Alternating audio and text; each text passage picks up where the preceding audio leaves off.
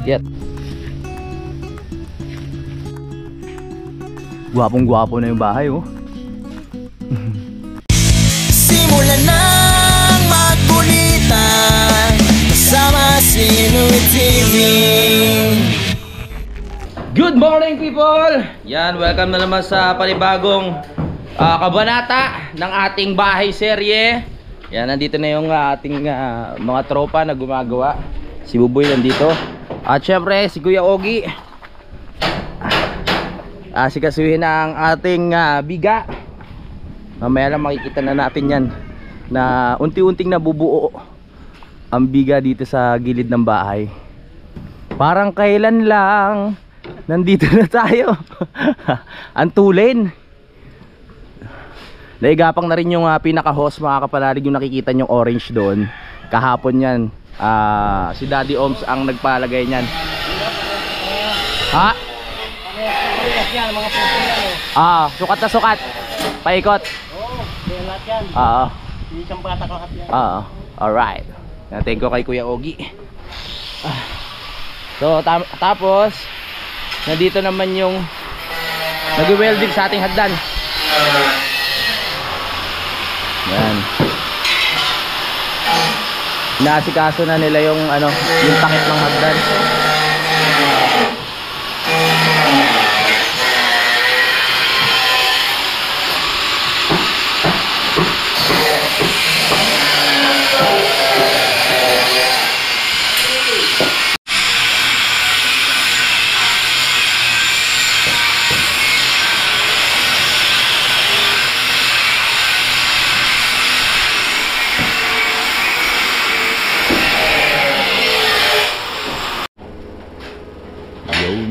So tinatakpan na ni Kuya.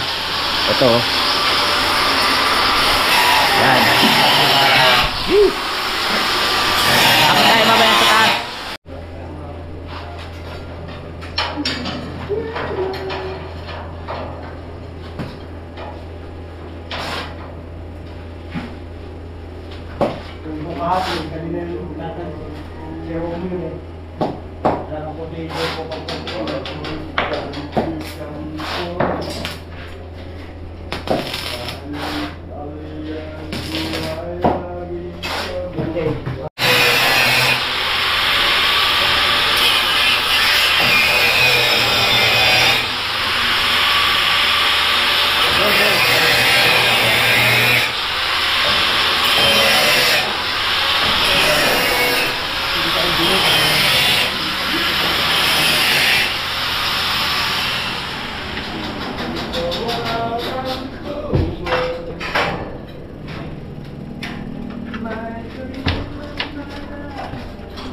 Pag natapos ni Kuya Ogie etong natin, mga kapanalig, tawag dito biga, papasok na tayo sa loob, magta-tiles na tayo.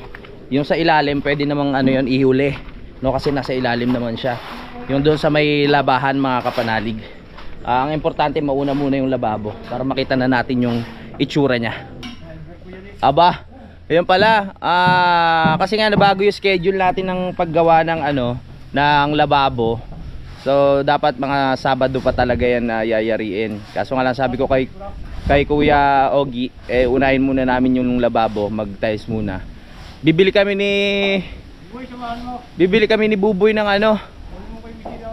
ng alam ba ni Buboy mga bibilin?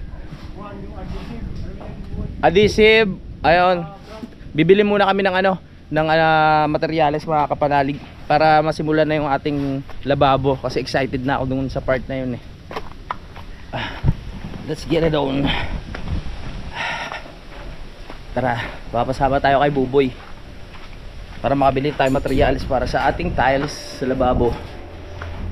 Dali. Tatanong ko si Kuya Ogie. Tumawag tayo kay Daddy para sure. Kuya Ogie, ilang adhesive po ang bibilin?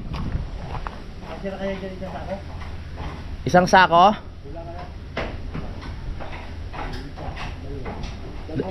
Dalawang sako? Dalawa po, Dad. Apo. Yun na lang no, Kuya Ogie, no? Wala naman, yun lang. Yung? tatamaan ng cutting disc dun sa lababo. Yung tape? Okay. Tape na puti daw? Hindi ba bibili sila? Ako. Para alam ko lang. Kasama ka ni Buboy. Alam na ni Buboy yun. Sige dad. Salamat po. Okay. Sige pa. Umpisa na kayo? Hindi pa naman. Baka bukas or mamaya po. Ay, yung hagdan, wala pa yung nagagawa. Nandito na po sila. Okay. Sige. Sige po, dad. Salamat. Tara, boy. Mag-date muna tayo, boy. Tama tayo ni Buboy. Tara na. Samahan tayo ni Buboy. Buti na lang. May tricycle pala si Kuya Ogie. Makakabili na tayo. Iniisip ko kasi yung ano eh, yung kay Utol na tricycle. Get na tayo. Let's go. Ang pangontra sa panot. Para hindi makita, sombrero.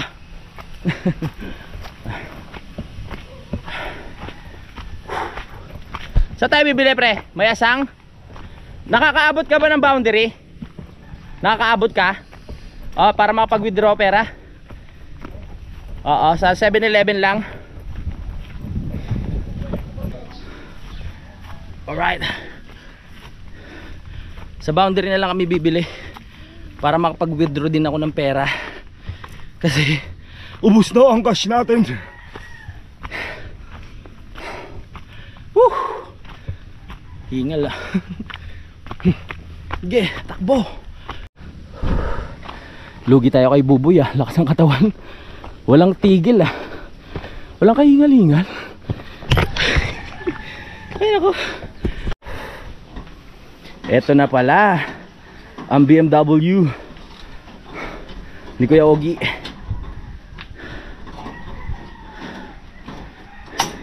Pre, galingan mo ah. Sa'yo nakasalalay ang buhay natin dalawa. Ligaw. Ibang tricycle naman nasasakyan natin ngayon. Dati palaging kay Utol, ngayon kay Kuya Ogie.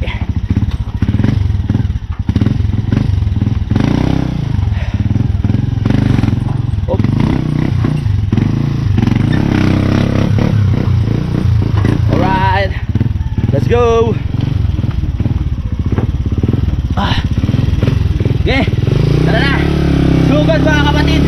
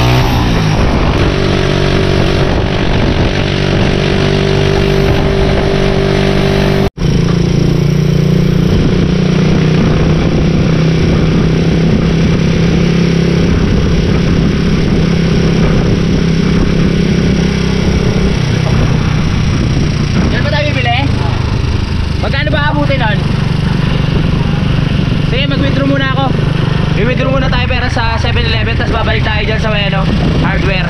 Yan.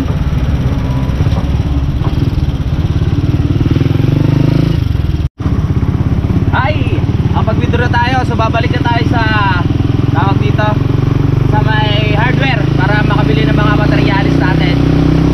Google! Alright, let's go. Hop! Uy, yung pera! Pre, yung tape. Tsaka maliit na ano. Maliit lang yung bawal. Ayan ba? Ayun ba yun?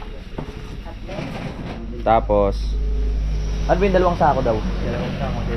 Dalawang sakong adhesive. May level ba kaya? Level bar na maliit. Ilan yan, pre? Isa lang. Bibili na tayo dito. Kasi nagaganda ang mga tindera. Hello. Tsaka hulog no, nawala yung hulog niya no. Palitan natin. Tsaka hulog, may hulog ete. Sige, tsaka isang hulog. Bumili na rin tayo ng level bar para pantay yung natin sa lababo, yung pinaka tiles. Oo. How much? Ang bilis pumindot ni ate oh. 1,095. Yun pala ang adhesive. Kasya na yan no, dalawa. Dalawa kuya. Dalawa. Alright. Kompleto na. Wala na tayo nakalimutan. Thank you. Alright. Yeah, tras ka muna. Baka sumahid tayo.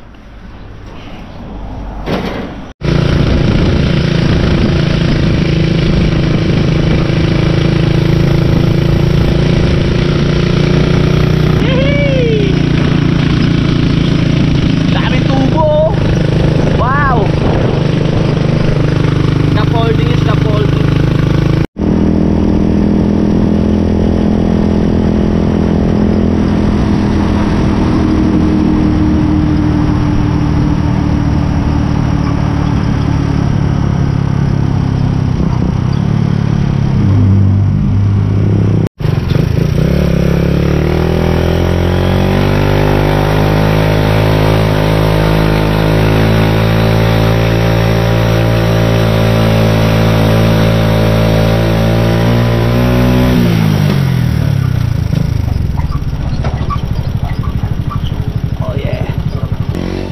Nakabalik na tayo ng lungga. Bumili na tayo. Yung ibang level bar kasi namin mga kapanalig, puro semento na. So hindi na uubra, no? So, kailangan talaga malinis para pantay na pantay yung mga tiles natin. Yan. Tapos nandito na rin yung adhesive. Yan. Pinalitan ko na rin yung hulog ni Kuya Ogie kasi nawala yung hulog. Yan. 2 sako. Una na ako. Sunod na lang si susunod na lang si Duboy. Bumili na ako tinapay tsaka kape. Kawawa naman yung yung nagwe-welding. Pag nagme-merienda wala man lang tinapay. Yan, kaya bumili tayo. Woohoo! Maumpisa na ang lababo. Konti na lang. Magkakaporma na talaga ang bahay. Thank you Lord. Hop, yeah.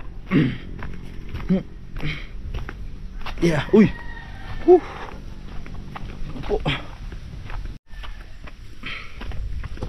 Pag mga ganitong buwan, yung simoy ng hangin, para na akong tinatawag ng banahaw mga kapanalig. Para tinatawag niya na ako, umakyat ka na dito. Sa mahal na araw, akyat kami.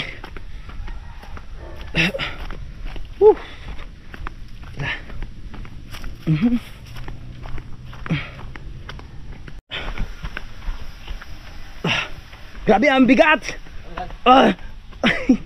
Adhesive. Oo, para sa lababo. Exercise in the morning. Sarap pa. Woohoo! Hup.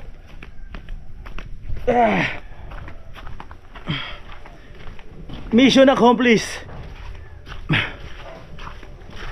Up ya. So nandito na nga tayo. Ayun o. Kompleto na. Alright. Yun, napaltikan na ni Kuya Ogie. Pag tumigas yan, maya maya anuhin niya na yan, kukortehan niya na. Tapos lilipat na tayo sa loob. Bilis.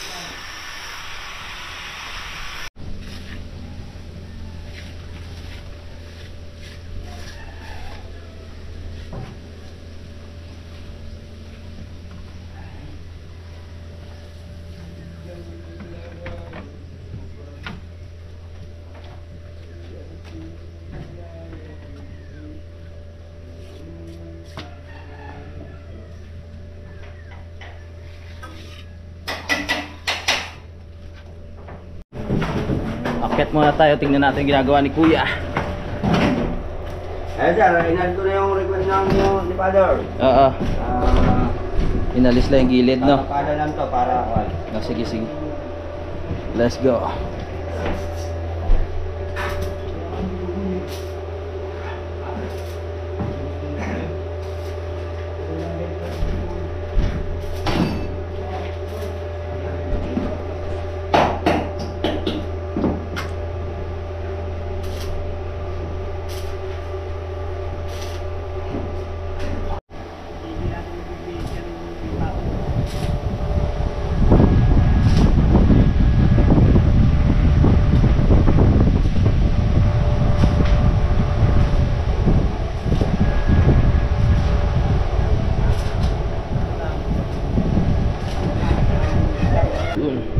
Yun, nadali na ni Kuya yung gilid. Inayos na. Para maganda tignan. Ito, tatapalan na ng semento yan. Susunod. Oo. So, let's go. Yan na, nagkaroon na tayo ng drills.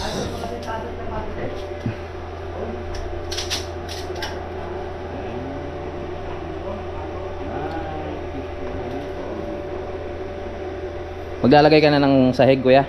Yes sir. Alright. Sige. Bakal din yan, no? I mean, ganito. Yung Sir, dahil ang nakabangay ko na itong kwan Oo. So, ito ilalagay nyo. Alright. Let's go.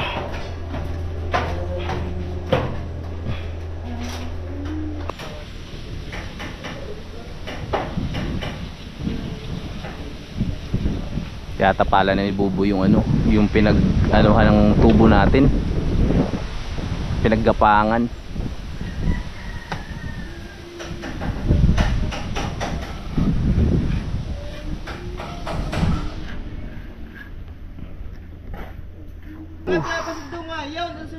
Yun, patitigasin lang ni Kuya Ogie itong semento natin sa biga. Tapos tsaka niya babalikan. Mamayang hapon mag-start na tayong mag-tiles dito sa lababo, mga kapanalig. Excited na ba kayo? O, pare-pares tayo excited. Kain muna ako, mga kapanalig. Kumain na si Junjun. Kami naman ang kakain ngayon. Ang sarap ng ulam namin. Paksiw. Oh. Naisip ko pa lang, natatakam na ako eh. Yun yung ulam namin kanina.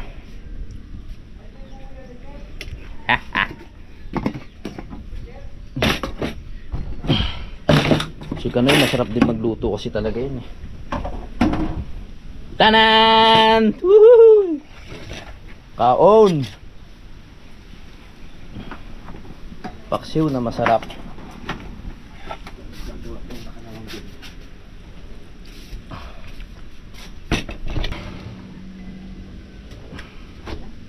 Mauna tayo kumain.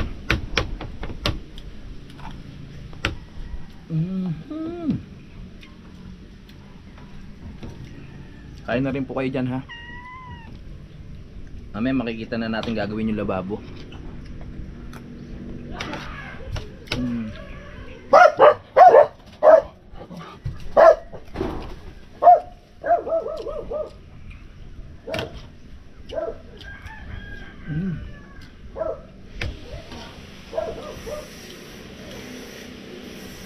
Sarap.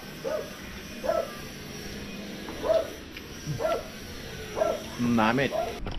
Alright. Tapos na akong kumain. Sarap.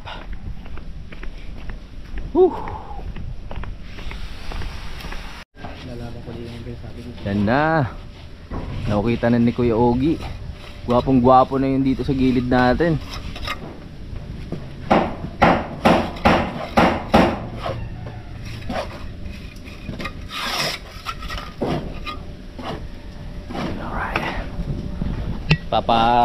Ano na rin natin kay Kuya Ogie yung ano, pag natapos tayo dito, papaano ko na sa kanya, papakwenta ko kung magkano yung magagastos dito para sa CR natin. Nabanggit ko na ba kanina? Kalahati muna yung dito sa terrace, tsaka na yan, pwede naman duktungan eh. Magpo-poste pa kami dun. Lalaparan natin yung poste dun, o Kuya, no? Para matibay. Oo. Ah, meron ding poste? Bago pa yung poste niya Eh, eh. hindi pwede kasi ano yun eh. Poso Negro. Hindi ba pwede yan? Oo. Meron ba yan? Oo. Doon. Doon pwede, tsaka dito sa likod. Ito. Ito yung Bubuhay ng poste. yan. Pagka ganon. Tsaka pag ganon. Papakwenta na natin yan. Hintayin nyo. Time check.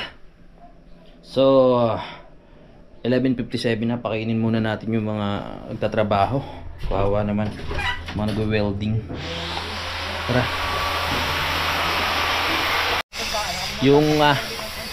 Yung isa dito kasi nagpipintura. Kaya yung gumagawa sa atin isang tao lang.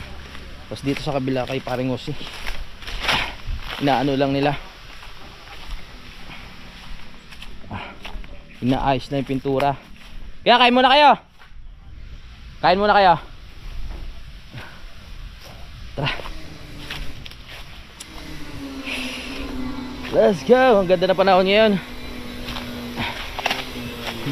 Silipin naman natin yung nagwe-welding. Kaya saglit lang ha. Oh yeah. Pwede ba?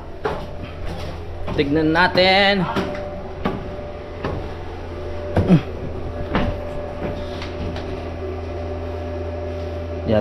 Dinadagdagan lang ng patibay. Nagkaroon kasi ng ganito mga kapanalig. Kasi mauuntog nga ako doon, di ba? Kaya iniwas. Pero hindi pwedeng hanggang dito yan kasi masikip na. Kaya pinausod ni Daddy Oms kahapon. Kaya maluwag-luwag na yung pinakadaan dito.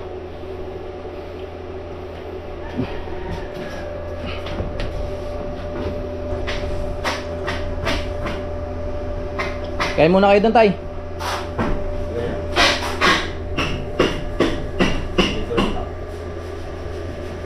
Kamusta ang natapalan? Kain muna kayo, kain. Busin nyo na yung ulam doon. Uy, natapalan ni Bubu yung ano, pinaggapangan ng ano, wire. Very good. Mag-break time muna tayo dahil alas 12 na. Let's go. Kain muna kayo. Yo.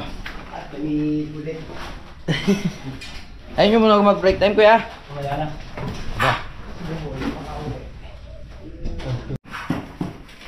Ayaw pa mag-break time ni Kuya Ogie dahil alas 9 na raw sila nakapasok kanina.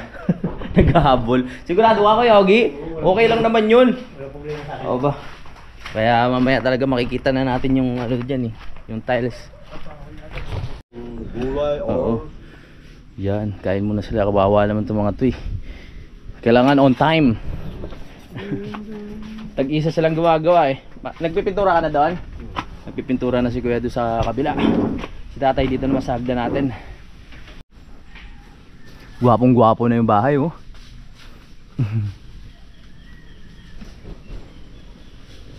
Sa kabila na lang yung tatapusin ni Kuya Ogie. Tapos yan, papasok na tayo sa loob.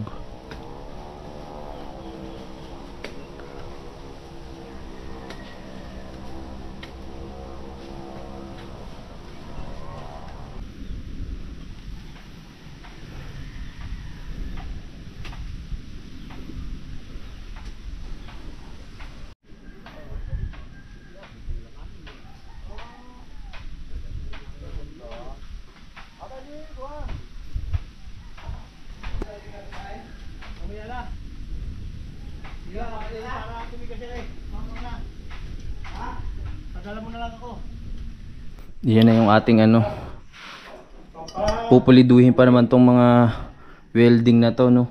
Kailangan puliduhin yan para maganda naman tignan.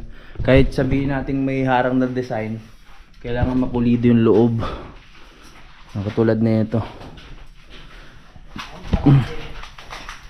Tignan natin kung ano yung paraan na gagawin nila dyan. Saka kailangan talaga ito makinis para hindi makasugat o sumabit mga kapanalig. Dahil delikado din. Ayan. Mamaya dito na tayo dadako. Hawiin muna namin yung mga gamit dito. Yung rep ilalagay doon sa gilid. Freezer ito para maumpisahan na yung pagka-tiles. Yun din kagandahan kay Kuya Ogie. Kasi kanina umaga nga tanghali na sila nakapasok dahil bumili pa ata ng ano, merong ginawa doon sa Kalaka. Ngayon, sabi ko mag break time muna. Ayaw muna mag break time kasi gusto niyang bunuin yung oras na late siya kanina. Sa akin okay lang naman yun. Pero ayaw magpapigil eh. Nakakatuwa din. Ito mga kinakalas na ni Buboy yung mga ano, andamyo natin sa taas. Dahil dito na sila sa baba. Nakompleto na nila yung sa taas eh.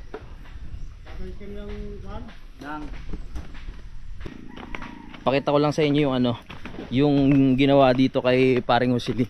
Para sa lahat ng ano, gustong makakita ng paggawa dito na kay Kayumot mga kapanalig, kasi yung mga time na ano ginagawa to si Kayumot yung ano dito nagba-vlog. So ayan po. Ito yung ginawa kay Paring Husili. Kaya gagawin natin sa susunod, yung ating upuan ay bakal na din. No? Ayan, ang ganda na dito. Ito talaga pang matagalan na. So lalagyan na lang to ng kahoy na upuan. No? Ayan, pang matagalan na to. Nadali na. Oh, may insulation na. Pinayos lang yung pintura kasi nung nakaraan hindi pulido yung pagkakapintura. Parang ipinahid lang ng kung ano-ano. Ang sarap din tumambay dito kila Paring Husili. O sinesemento ano, maglalagay ata siya ng swimming pool dito na inflatable.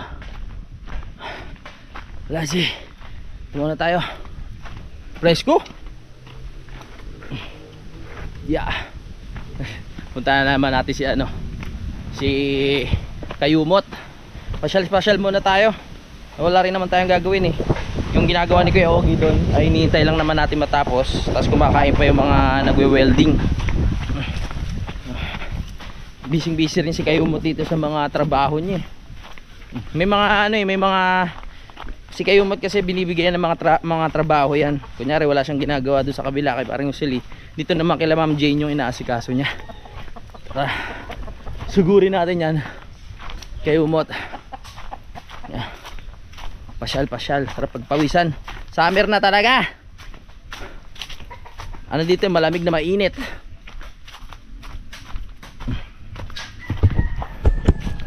Pre, anong ginagawa mo dyan? Ha?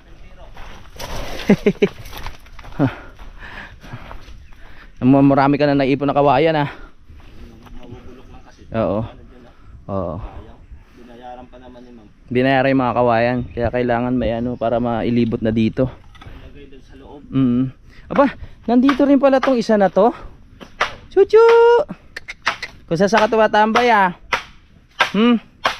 Malapit na mga anak yan. Baka mamaya dyan ka mga anak ah. Hindi namin makita yung anak mo. Dami ding bahay yan eh. Ang daming bahay kay Paring Husili. Tapos dito kay Ma'am Jane. Kung saan nakakapunta, meron pa sa taas. Kumain ka na ba? Ay, kumain na nga pala no. Sarap tumambay dito. Isa pa to sa maganda pag nagawa eh. Sarap din tumira, tumambay. Hello world! Open na open din dito. Buti talaga may isang puno na ano, mataas dito. Ayaw ipakuha na yan. Ha? Ayaw ipaputol. Oo, wag. Kasi ano pa sa lupa. Oo, pampatibay yan, tapos lilim. Kaya maganda yung may puno. Tulad ng dati, mag-trip tayo dito. Kain tayo ng ano, Ternate. Parang hindi na kumukuha dito. Si Kuya, ang dami ng bunga eh. Dami ng bulaklak oh.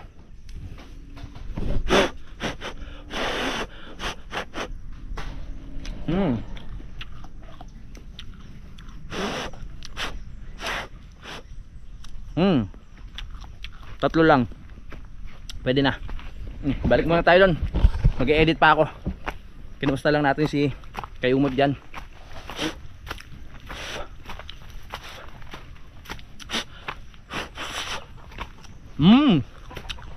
Malinamnam yung lasa ng bulaklak eh. Pwedeng pwede sa salad. Sarap. Go. Ganda na nakahagdan dito eh oh. Sila Paring Husili oh. Hagdan.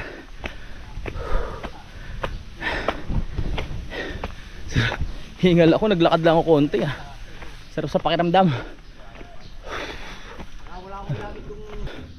Pag natapos na itong lababo, papahintayin lang natin si Daddy Oms dahil siya yung maglilinya ng tubig dyan mga kapanalig, no? At saka isasalpak niya na rin yung water filter para hindi na tayo nangangamba sa tubig na iinumin natin dito. Sabi ni Daddy, mag-ipon daw ako ng hose na ano yung kulay puti, yung nandun sa taas, kasi matibay daw yun. Hindi siya basta-basta na tawag ito, nabubulok o lumulutong. Yung kulay puti na yon, kailangan painitan mo lang, tapos nagduduktong na siya mga kapanalig. Hindi mo na kailangan ng pandikit. Kasi yung kulay asul ng mga hose na yan, kailangan meron ka pang pandikit para magduktong siya eh. Pero yung kay Daddy mga kapanalig na dala na pang-init para doon sa hose na puti, maganda siya, matibay talaga. Hindi ka mangangamba na magkakaroon ng leak o puputok sa sobrang lakas ng pressure. Magandang klase. So every sahod ko, bibili ako nun kahit pailan-ilan lang hanggang sa maipon, para lahat ng hose ko dito ay yung kulay puti na. So ito yun, oh. Yung hose na kulay puti, matibay ito eh. Oh, ba't nandito tong isa? Ayan, matibay yan. Tapos na silang kumain, inom lang ako tubig. Woo! Exercise! Woo! Naku po, inom muna tayo tubig.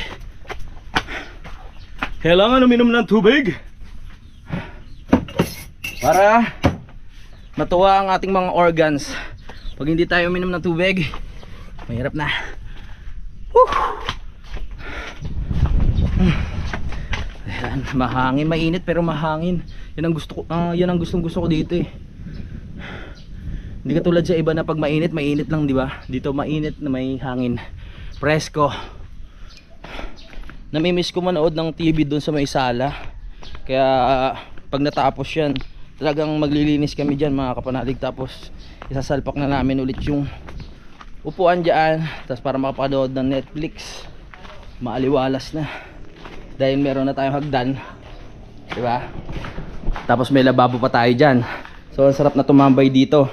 Habang nanonood ka, pwede kang, habang nagluluto ka, pwede ka manood dito, di ba? Pag maghugas ka ng pinggan, ang ganda na maghugas ng pinggan dyan kasi meron ng tubig. Maganda na yung lababo natin, may tiles na, di ba? Kahit magawa na tong bahay mga kapanalig, o magawa na yung lababo, hindi naman mabaliwala yung kubo, no? Madalas nga kami magluluto dito, pero malamang ang tambayan pa rin dyan ay sa kubo mga kapanalig. Sila kuya mahilig talaga tumambay dyan sa kubo eh. Pero pag naayos na to, syempre dito ko na sila patutulugin sa taas pag malinis na, para mas okay naman, mas safe mga kapanalig, no? At maluwag sila. Sa ngayon dito muna ako sa baba dahil nga hintayin ko muna yung paglalagay namin ng pader dito at pinto doon sa kwarto ko para makalipat ako ng tutulugan. Sabi ni Daddy, siya na raw ang gagawa. So kailangan bumili lang ako ng materyales. At hintayin natin yung panahon na hindi busy si Daddy para siya na magsasalpak dyan. So ang gagawin namin dyan, hindi kahoy yung aming pinaka-pader mga kapanalig. Ayun yung parang ina-assemble na, tapos hardiplex yung pinaka-pader natin mga kapanalig para magandang klase. Yung inaano lang yun, yung riniribit ba tawag doon? Pak, yung parang gano'n, binabaril-baril lang.